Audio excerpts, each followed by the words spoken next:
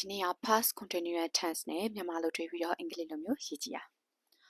ငါမနေ့ကစာအုပ်တအုပ်ဖတ်နေခဲ့တယ်ငါမနေ့ကစာအုပ်တအုပ်ဖတ်နေခဲ့တယ်အဲ့တော့မြန်မာ subject ကောအင်္ဂလိပ်လို subject ကောအကုန်လုံးကစာကြောင်းရဲ့ထိပ်ဆုံးမှာရှိတယ်အဲ့တော့ငါအဲ့တော့ verb တွေအကုန်လုံးကစာကြောင်းရဲ့နောက်ဆုံးမှာရှိတယ်အဲ့တော့ဖတ်နေခဲ့တယ် okay subject ကဘာလဲဆိုတော့ I သူ့ရဲ့ structure ပုံစံက was were plus ing I ဆိုတော့ was ကိုသုံးမယ် I was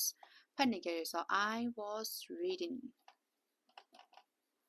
object အနေနဲ့ကြည့်မယ်ဘာကိုဖတ်နေခဲ့ရလဲစာအုပ်တအုပ် I was reading about ဘယ်အချိန်ကလဲမနေ့က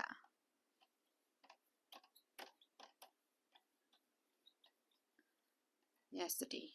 okay နောက်တစ်ကြောင်းကြည့်အောင်သူမနေ့ညကအလုပ်လုပ်နေခဲ့တာမဟုတ်ဘူးအဲ့တော့ subject ကဘာဖြစ်မလဲသူ verb ကိုကြည့်လိုက်မယ် verb တွေကစာကြောင်းရဲ့နောက်ဆုံးမှာရှိရဲ့ verb ကလုပ်နေခဲ့တာမဟုတ်ဘူးအလုပ်လုပ်နေခဲ့တာမဟုတ်ဘူးဒါ verb အဲ့ဆိုတော့သူဆိုတော့ he ဆိုတော့ was နဲ့တွဲမလား were နဲ့တွဲမလား was သူရဲ့ structure ပုံစံက was were not plus by ing ဖြစ်တဲ့ကြောင့်မို့ was not လုပ်နေခဲ့တာမဟုတ်ဘူးဆိုတော့ walking မနေ့ညဆိုတော့ last night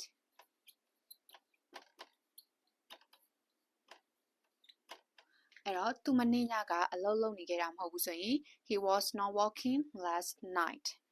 နောက်တစ်ကြောင်းကြည့်အောင်သူမနေ့ညကအလုပ်လုပ်နေခဲ့တာလားသူရဲ့ structure ကြည့်လိုက် was were plus subject plus verb ing အဲ့တော့သူဆိုတော့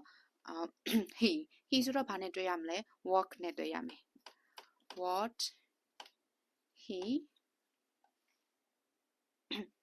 what he working မနေ့ညကဆိုတော့ last night